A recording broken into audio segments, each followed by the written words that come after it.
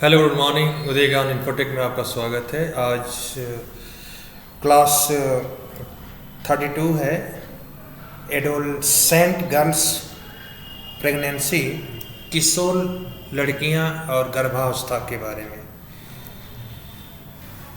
ये क्लास आपकी 32 यूनिट के हिसाब से दिया गया है और इसमें बताया गया है कि किशोरावस्था में अगर लड़कियां गर्भ धारण कर लेती हैं तो उसमें क्या क्या प्रॉब्लम क्रिएट होती है। और मैं आज क्वेश्चन थोड़ा सा कुछ इंग्लिश का भी मोड बताया हूं, क्योंकि कई लोगों का मानना था कि सर इंग्लिश में भी अगर देते हैं तो सही रहता है। जैसे लिखा है कि adolescence is the transitional phase between child and adulthood, typically ranging from the 10 to 19 years. It is marked by the physical, emotional and social changes. Adolescent pregnancy refers to a girl become pregnant during this phase, which can lead to significant challenges due to immunity, the body and lack of readiness of the parenthood. इनके कहने का मतलब ये है कि किशोरावस्था में के बचपन में और वयस्का के बीच में संक्रमणकालीन अवस्था मानी जाती है उनको, जो आमतौर पर 10 से 19 वर्ष की उम्र के बीच में होती है और ये शारीरिक और भावनात्मक और सामाजिक परिवर्तनों की अवधि होती है। किशोर अवस्था में वह स्थिति है जब इस अवस्था में कोई लड़की गर्भवती हो जाती है, यानी pregnancy refer to a girls become pregnant during this phase, तो which can lead to significant challenges. ये शारीरिक और मानसिक अपरिपक्वता के कारण due to immunity of the bodies and lack of readiness for the parenthoods, तो के कारण कई चुनौतियां ला सकती हैं। तो इसलिए थोड़ा सा उसमें दिक्कतें आती हैं। चुनौतियों में जैसे पहले चुनौती की है, अगर causes of the adolescent pregnance, किशोरावस्था के कारण क्या होती है। किशोरावस्था में अगर कोई प्रेगनेंस लड़की होती है तो उसका रीजन क्या होता है, क्यों ऐसा काम करती हैं, तो उसका कई काजेज हैं। पहला है कि लैक ऑफ सेक्सुअल एजुकेशन, यौन शिक्षा की कमी होती है, यानी कि जो यौन अवस्था में शिक्षा उनको देनी चाहिए वो उनको नहीं मिलती है, यानी कि inadequate knowledge about the reproductive health lead to unplanned pregnancy, यानी प्रजनन अवस्था करा कि प्रजनन अवस्था के बारे में अपर्याप्त जानकारी अनियोजित गर्भधारण का कारण बनती है आपका। दूसरा होता है कि peer pressure and social influence, सहकर्मी का दबाव या सामाजिक प्रभाव होने के कारण भी प्रेगनेंसी का कारण बनती है किशोरावस्था में। यानी एडोलसेंट में भी against the early sexual activity due to peer influence, कहने का मतलब सहकर्मी प्रभाव के कारण किशोर प्रारंभिक यौन गतिविधियों में शामिल हो सकते हैं, इसका एक रीजन है। दूसरी है कि कंट्रासेप्टिव नॉन यूजेज, यानी गर्भ निरोधक का उपयोग न करना, limited access to awareness about the contraception increase pregnancy risk, कहने का मतलब गर्भ निरोधक उपायों की जानकारी या पहुंच की कमी गर्भावस्था में जोखिम को बढ़ाती है आपका। चाइल्ड मैरिज, बाल विवाह, इन सम कल्चर, कुछ कल्चरों में early marriage lead too early pregnancy, यानी कुछ जगहों पर बाल विवाह होने के कारण बहुत कम समय में शादी हो जाती है और कम समय में प्रेगनेंसी होती है। यानी कुछ सांस्कृतिक कार्यक्रमों में, कुछ संस्कृतियों में आपका बाल विवाह के कारण किशोर अवस्था में गर्भ धारण कर लेती हैं किशोरियाँ। सेक्सुअल वायलेंस, यौन हिंसा जब होती है, यानी कि रैप हो, sexual abuse often result to unplanned pregnancy, तभी प्रेगनेंसी के होने का कारण बनती है। यानी बलात्कार, यौन शोषण के कारण अनुचित गर्भधारण हो सकता है। अगला है उसका प्रभाव, अगर किशोरी कोई गर्भधारण कर लेती है तो उस पर प्रभाव क्या पड़ता है, उसके शारीरिक पर, उसके मानसिक पर, उसके भावनात्मक, उसके शारीरिक बातों पर, उसके सोशलाइज पर क्या प्रभाव पड़ता है, उसके बारे में हम जानना चाहते हैं। तो फिजिकल हेल्थ इम्पैक्ट पहला जो होता है, शारीरिक स्वास्थ्य पर प्रभाव पड़ता है। Increase the risk of the complication like anaemia, Protea, term labour and high blood pressure. कहने का मतलब एनीमिया, प्रीमेच्योर लेबर और उच्च रक्तचाप जैसी जटिलताओं का खतरा बढ़ जाता है अगर कम समय में प्रेगनेंसी होती है। तो higher mortality rate for both mother and the baby, यानी कि माँ और बच्चे दोनों के लिए मृत्यु दर सबसे अधिक मानी जाती है। हायर मोर्टेलिटी होती है, इसकी मृत्यु दर सबसे ज़्यादा होती है अगर इस केस में किशोर अवस्था में अगर बच्चा धारण हो जाता है। तो इमोशनल क्या प्रभाव इसके पड़ सकते हैं? इमोशनल एंड मेंटल इम्पैक्ट क्या होता है? भावनात्मक और मानसिक प्रभाव, जैसे स्ट्रेस हो गया हो, यानी तनाव, डिप्रेशन में चली गई हो, अवसाद and feeling of the isolation, अकेलेपन की भावना हो, तब भी लोग ज़्यादातर प्रेगनेंसी के शिकार हो जाते हैं। Fear of social stigma and judgement, यानी सामाजिक कलंक और आलोचना का डर, यानी कि अगर प्रेगनेंसी हो गई तो सबसे ये भी पॉइंट इसको इफेक्ट करती है। एजुकेशनल इम्पैक्ट, शिक्षा का प्रभाव क्या पड़ता है, उसमें शिक्षा क्या कैसे डिस्टर्ब हो जाती है। Drop out from the school और कॉलेज, तो स्कूल और कॉलेज को छोड़ने की संभावना हो जाती है अगर ऐसे केस में हो जाता है। तो लिमिटेड कैरियर अपॉर्चुनिटी, अगर कम समय में प्रेगनेंसी हो जाती है किशोरावस्था में तो करियर का अवसर भी सीमित हो जाता है आपके। सोशल एंड इकोनॉमिक इम्पैक्ट क्या पड़ता है, सामाजिक और आर्थिक क्या प्रभाव पड़ते हैं इसके कारण। Depend on family for financial support, depend on family for financial support, यानी आर्थिक सहायता के लिए परिवार पर निर्भर करना पड़ता है। यानी आर्थिक जो भी सहायता आपकी पड़ेगी वो परिवार पर डिपेंडेंसी होती है, तो इसका भी प्रभाव पड़ता है। और social discrimination and reduce opportunity of personal growth, यानी सामाजिक भेदभाव और व्यक्तिगत विकास के अवसरों में कमी हो जाती है अगर आप चाइल्डहुड, यानी कि एडोसेंट प्रेगनेंसी, किशोर गर्भावस्था का प्रभाव इतना ज़्यादा होता है कि आपको हर तरीके से आपका शारीरिक हो, भावनात्मक हो, मानसिक हो, एजुकेशनल हो या सोशलाइज हो या इकोनॉमिक्स हो, आपके सब पर इफेक्ट डालता है ये। उसके रोकने का क्या कारण हो सकता है, कैसे उसको रोका जाए सोच आपका? तो पहला होता है कम्प्रिहेंसिव सेक्सुअल एजुकेशन, समग्र यौन शिक्षा देना, यानी educational adolescent about the reproductive health, safe practice and consent is the vitals. इसका मतलब किशोरों को प्रजनन अवस्था, प्रजनन स्वास्थ्य और सुरक्षित उपायों और सहमति के बारे में शिक्षित करना महत्वपूर्ण होता है। उनको समग्र यौन शिक्षा के बारे में बताना चाहिए। एक्सेस टू कंट्रोसेप्टिव, यानी कि गर्भ निरोधक तक पहुंच होना चाहिए, यानी ensure the ability of the contraceptive methods and promote their usage.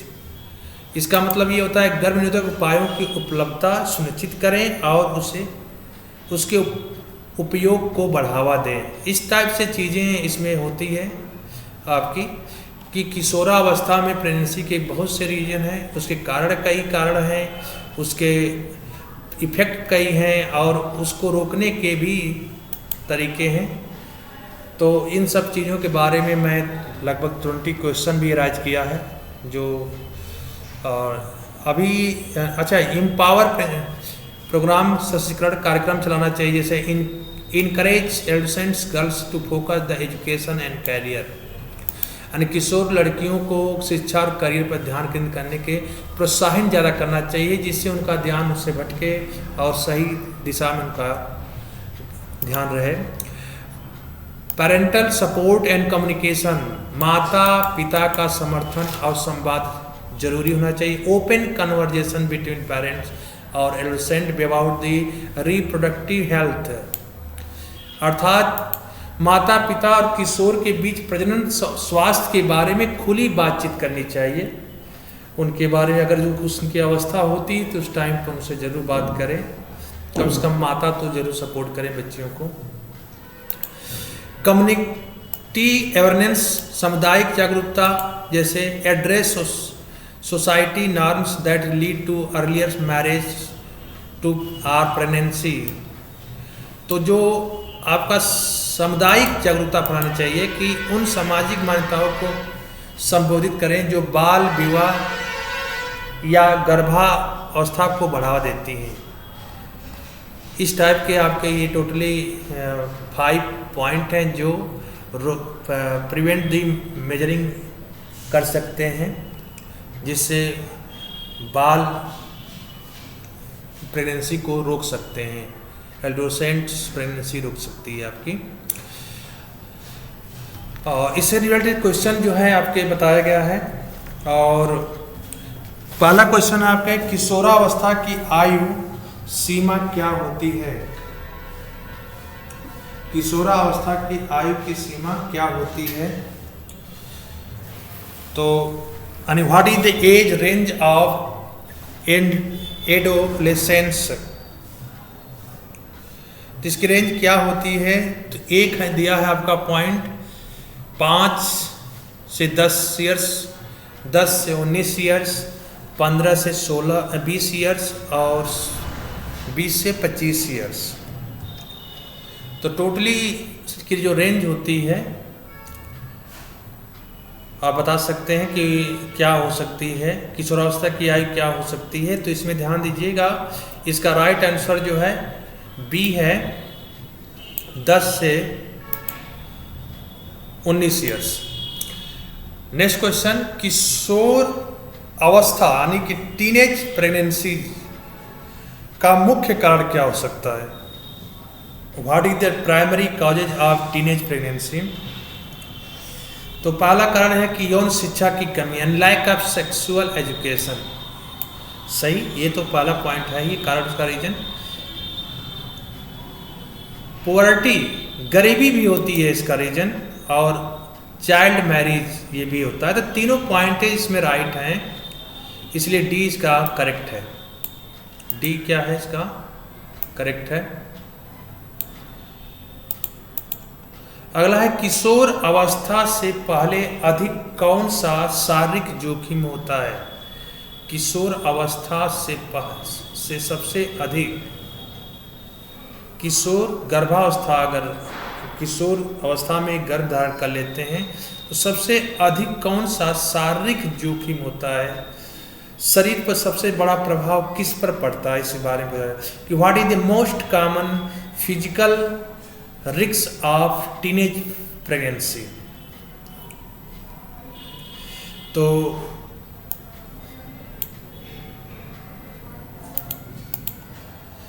उच्च रक्तचाप यानी हाई ब्लड प्रेशर, मधुमेह, डायबिटीज और मोटापा, ओबेसिटी एंड दांतों की समस्या, डेंटल प्रॉब्लम्स होती है।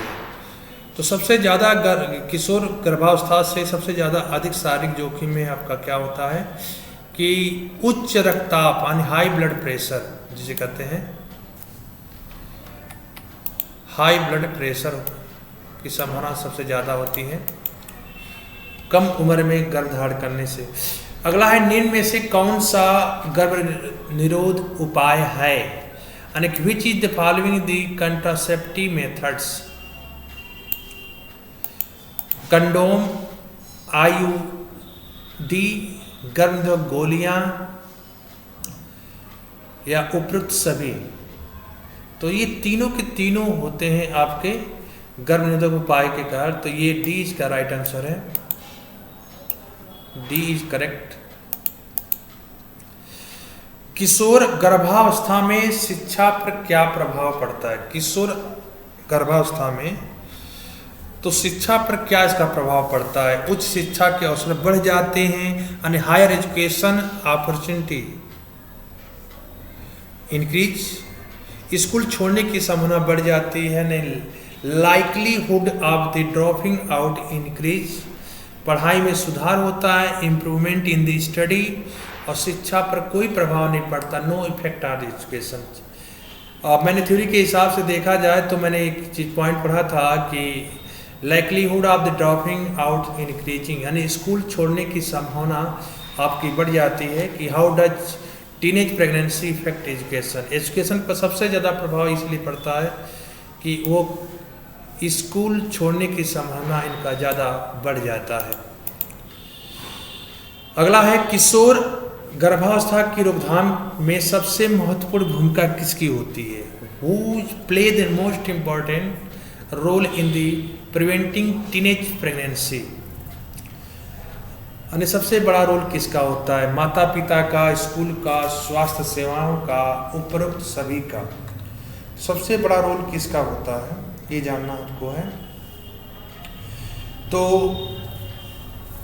मोस्ट इम्पोर्टेंस रोल जो होती है, महत्वपूर्ण भूमिका जो होती है, सबसे पहले तो माता पिता की भी होती है, स्कूल टीचर की भी होती है क्योंकि उनको सेक्स एजुकेशन के बारे में बताना चाहिए, और स्वास्थ्य सेवा हेल्थ केयर सर्विस भी इसका महत्वपूर्ण भूमिका निभाता है। तो उपरोक्त ये सभी सही है क्योंकि तीनों महत्वपूर्ण भूमिका निभाते हैं। किशोरावस्था में गर्भावस्था का सबसे आम सामाजिक प्रभाव क्या पड़ता है? अगर किशोरावस्था में है लड़की, अगर किशोरावस्था में गर्भधारण कर लेती है तो उसको समाज पर का सबसे बड़ा इम्पैक्ट क्या पड़ता है? यानी which the most common social impact of teenage pregnancy? यानी कि किशोरावस्था में अगर गर्भधारण कर लेती है कोई किशोरा तो उसके सामाजिक क्या प्रभाव पड़ते हैं? पढ़ा लिखा है कि सोशल स्टिग्मा यानी कि सामाजिक कलंक लग जाता है, शादी के अवसर बढ़ जाते हैं, इंक्रीज ऑफ मैरिज अपॉर्चुनिटी, ये तो पॉसिबल नहीं है आपका राइट। सामाजिक स्वीकृति सोशल एक्सेप्टेंस बढ़ जाता है, नहीं समाज उसको अपने समाज से आउट कर देता है। पहली बात एक्सेप्टिंग तो हो ही नहीं सकती क्योंकि माता पिता ही नहीं एक्सेप्ट करते हैं तो उसको कौन सा एक्सेप्ट करेगा। आर्थिक स्वतंत्रता, इकोनॉमिक इंडिपेंडेंसी हो जाती है, यानी आर्थिक स्वतंत्रता मिल जाती है, तो गलत है। ये तीनों पॉइंट जो है गलत हैं। उसमें सामाजिक कलंक आपको लग जाता है अगर आप किशोरावस्था में गर्भधारण कर लेते हैं। यौन शिक्षा, सेक्सुअल एजुकेशन का मुख्य उद्देश्य क्या होता है? What is the main goal of sexual education? यौन गतिविधियों को बढ़ावा देना, प्रमोट सेक्सुअल एक्टिविटी, यौन स्वास्थ्य के बारे में जागरूकता बढ़ाना, increase awareness about sexual health, केवल लड़कियों को शिक्षित करना, एडुकेट ओनली बॉय, केवल गर्भनिरोधक पर ध्यान केंद्रित करना, फोकस ओनली कंट्रासेप्शन। तो इन चारों में से जो सेक्स एजुकेशन का मुख्य उद्देश्य जो होता है यौन स्वास्थ्य के बारे में जागरूकता बढ़ाना, अर्थात increase the awareness about sexual health. Bharat में बाल विवाह निषेध अधिनियम prohibition of the child marriage act के तहत विवाह की न्यूनतम आयु क्या रखी गई? What is the minimum age of the marriage under the prohibition of the child marriage act in India? 16 वर्ष की ईयर्स में, 18 वर्ष की ईयर्स या 21 ईयर्स की ईयर्स या 25 वर्ष का ईयर होना चाहिए। तो ध्यान दीजिए, मैरिज का जो एक्ट के हिसाब से बात करें, चाइल्ड मैरिज का 18 वर्ष माना जाता है। गर्भ अवस्था के दौरान किशोरों में सबसे आम मानसिक समस्या क्या होती है? मानसिक समस्या क्या होती है? What is the most common mental issues to teenage pregnancy? तो उसका सबसे मोस्ट पहला लिखा है अवसाद, डिप्रेशन में चले जाते हैं लोग। हैप्पीनेस, खुशी होती है उनको। आत्मविश्वास, इंक्रीज सेल्फ कॉन्फिडेंस बढ़ जाता है। नई चीज़ें सीखना, लर्निंग न्यू स्किल। तो ये तीनों पॉइंट तो हमारे हिसाब से गलत है। मानसिक जो समस्याएं होती हैं, अवसाद इनका बढ़ जाता है, यानी कि डिप्रेशन में आ जाते हैं लोग। अगला है असुरक्षित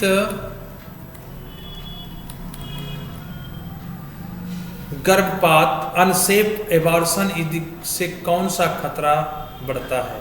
what the risk increase due to unsafe abortion? संक्रमण, रक्तस्राव, डेथ यानी मृत्यु, या उपरोक्त सभी। जब अनसेफ एबॉर्शन होता है, अनसेफ एबॉर्शन जो होते हैं बेसिकली अनएजुकेटेड डॉक्टर के से कराएं या किसी ऐसे लोगों से कराएं जिनको स्वास्थ्य का कोई नॉलेज ना हो, या प्रेगनेंसी के बारे में कोई नॉलेज ना हो, उनसे कराएंगे तो अनसेफ होता है। और जब कभी भी आप डॉक्टर से सलाह लेकर एक अच्छे डॉक्टर से मिलेंगे, नर्स से मिलेंगे जिनको एबॉर्शन के बारे में नॉलेज है, तो वो सेफ एबॉर्शन कहलाता है। तो जब अनसेफ है तो उसका मतलब है कि उनमें संक्रमण फैलने की चांस भी होते हैं, रक्तस्राव भी हो, ब्लीडिंग भी हो सकती है आपके, और ये भी हो सकता है कि आपकी डेथ भी हो जाए। तो तीनों के तीनों ऑप्शन अनसेफ एबॉर्शन में आता है, तो डी इज राइट आंसर। अगला है किशोर गर्भावस्था के लिए प्रमुख सरकारी योजना कौन सी है? Which is the major government scheme the teenage pregnancy? कौन सी योजना है? बेटी बचाओ बेटी पढ़ाओ, या जननी सुरक्षा योजना, आयुष्मान भारत, मिशन शक्ति? तो किशोर गर्भावस्था के लिए प्रमुख सरकारी योजना जो होती है जननी सुरक्षा योजना चलाई गई, ये आपका राइट आंसर बी होगा। गर्भावस्था की पुष्टि के लिए कौन सा परीक्षण उपयोग किया जाता है? Blood test, urine test, x-ray, या बोथ? ए और बी दोनों सही है। तो गर्भावस्था पुष्टि के लिए आपका ब्लड टेस्ट भी होता है और यूरिन टेस्ट भी होता है, ये दोनों टेस्ट होते हैं आपके। Which the test use for pregnancy, ये दोनों होते हैं। इसलिए आपका जो है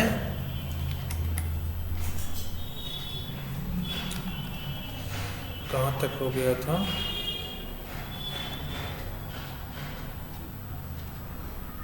हाँ, तो which is the test use to confirm pregnancy? तो ये बोथ आपका राइट आंसर है, बी। आपका ब्लड टेस्ट भी होगा, यूरिन टेस्ट भी होगा। किशोर गर्भावस्था के दौरान सबसे असुरक्षित गर्भपात किसके द्वारा किया जाता है? अनधिकृत व्यक्ति, अनऑथराइज्ड पर्सन द्वारा, ट्रेंड डॉक्टर के द्वारा, या फैमिली मेंबर के द्वारा, या टेंशनर हेल्पर के द्वारा? तो सबसे ज़्यादा जो है गर्भपात, सबसे सुरक्षित गर्भपात किसके द्वारा किया जाता है? तो अगर सुरक्षित गर्भपात कराना है तो वो केवल एक ही कर सकता है, ट्रेंड डॉक्टर। तो बी राइट आंसर इसका है। किशोर गर्भावस्था में पोषण का मुख्य स्रोत क्या होता है? जंक फूड, बैलेंस डाइट, संतुलित आहार, ओनली वाटर, या medicine? And what is the main source of the nutrition during teenage pregnancy. तो इसमें आपका राइट आंसर जो होगा संतुलित आहार। आपको संतुलित आहार एंड बैलेंस डाइट हमेशा लेना चाहिए। यौन हिंसा का सबसे आम प्रभाव क्या पड़ता है? यौन हिंसा का सबसे आम प्रभाव, what is the most common sexual violence? आत्मविश्वास बढ़ाना, इंक्रीज द कॉन्फिडेंस, डिप्रेशन और एंजाइटी, सामाजिक मान सोशल रिकग्नाइजेशन, या इकोनॉमिक इंडिपेंडेंस, आर्थिक स्वतंत्रता। तो इसमें अवसाद और चिंता दोनों ये आपके इंक्रीज कर जाती है यौन हिंसा से। आशा बीज राइट आंसर। भारत में गर्भपात का कानूनी अधिकार किस अधिनियम के तहत आता है? Under which act is the abortion is the legal right in India?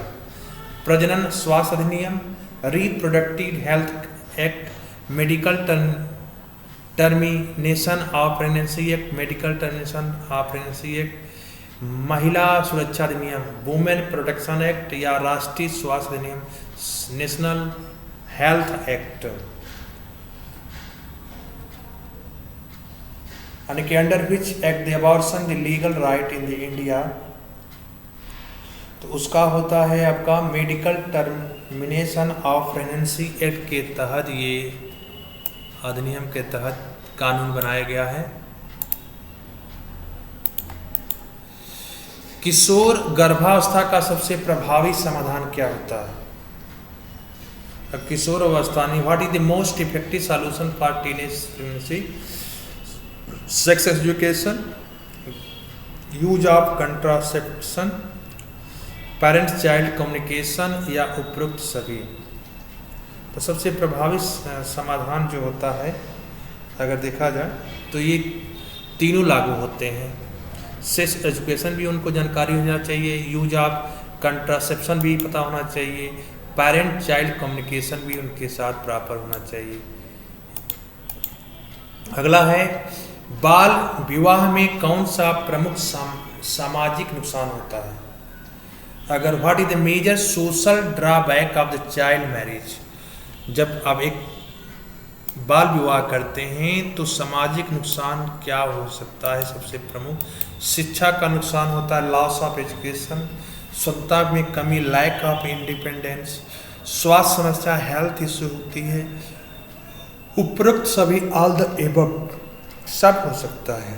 तो उस बाल विवाह में होने से आप एजुकेशन तो लॉस होगा ही, क्योंकि कम उम्र से अगर शादी हो जाती है तो रिस्पॉन्सिबिलिटी बढ़ जाती है, तो आदमी रिस्पॉन्सिबिलिटी के बजाय पढ़ना छोड़ देता है। स्वतंत्रता की कमी हो जाती है क्योंकि उनको अदर सोशलाइज लाइफ जीना पड़ता है, सोशल सामाजिक माता पिता का एक रोल निभाना पड़ता है, तो उनकी स्वतंत्रता भी कम खत्म हो जाती है। और स्वास्थ्य इशू बहुत होते हैं क्योंकि बचपन में शादी हुई तो बहुत प्रॉब्लम होती है, इसलिए आपका डी राइट आंसर है। और लास्ट क्वेश्चन आपका, किशोर गर्भावस्था के दौरान स्वास्थ्य सेवाओं का उपयोग यौन कौन सुनिश्चित कर सकता है?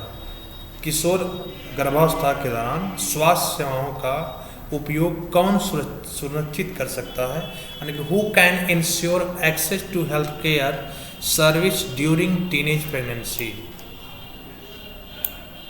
तो पहला है फैमिली, दूसरा है डॉक्टर, तीसरा है गवर्नमेंट और चौथा है उपरोक्त सभी। तो सुनिश्चित करने का अधिकार फैमिली को भी है, डॉक्टर को भी है और गवर्नमेंट को भी है। तो डी राइट आंसर इसका होगा। इस तरह से आपके 20 क्वेश्चन कंप्लीट हुए। ऑल सिस्टर बहनों को मैं दोबारा आपसे कहना चाहता हूँ कि 2 से 3 टॉपिक और बचे हैं, उसके बाद मैं 50 क्वेश्चनों का जो लाऊंगा वो क्वेश्चन बेसिकली मानो चलिए कि पेपर में आए हुए हैं और उसके भी 10 से 12 सेट बनेंगे, तो 50-50 के क्वेश्चन जो रहेंगे। और लास्ट में मैं 10 आपका मॉडल पेपर बनाऊंगा जिसके अंदर 100 क्वेश्चन रहेंगे, और ये क्वेश्चन हो सकता हो कि 100 क्वेश्चन जब मैं लूँ तो उसको लाइव चलाऊं। और अब तक अभी भी जो चलेगा 20 क्वेश्चन के बाद, वो मान के चलिए कि आपको 50 क्वेश्चन का मैं बनाऊंगा पेपर, और उसमें हो सकता हो कि केवल ही ऑब्जेक्टिव क्वेश्चन हो, थ्योरी ना हो। तो थ्योरी 5-6 क्लास और बची है, उसको ख़त्म कर दूंगा। उसके बाद आपको बेसिकली 50 क्वेश्चन ही स्टार्ट करूंगा जो पेपरों में आए हुए हैं। बेसिकली पेपर में ये भी आए हैं, लेकिन हमने थोड़ा सा थ्योरी थी इसलिए थ्योरी को भी बताना जरूरी था, तो क्वेश्चन मैंने कम कर दिया था। लेकिन अब जो क्वेश्चन लगाऊंगा तो 50 क्वेश्चन रहेंगे आपके, उसी पर आपसे बात किया जाएगा। और वो पेपरों में आए हुए हैं, इसलिए कृपया उसको वीडियो को तो जरूर देखिएगा। और जिनको भी आप पेपर की तैयारी नहीं कर पाए हैं, एनफ सिस्टर बने जो आपके फ्रेंड हो नहीं कर पाए हैं, तो मेरी जितनी भी वीडियो अब तक बनी है कृपया वो एक एक करके देखते चली जाएं। उनको बहुत हेल्प मिलेगा पेपर में, जिससे उनको रिकॉल हो सकता है उनके सब्जेक्ट का, और दोबारा वे तैयारी करने में बहुत उनको हेल्प मिलेगा। तो अभी वीडियो ख़त्म कर रहे हैं, कल नए वीडियो के साथ आते हैं। Thank you, good nights.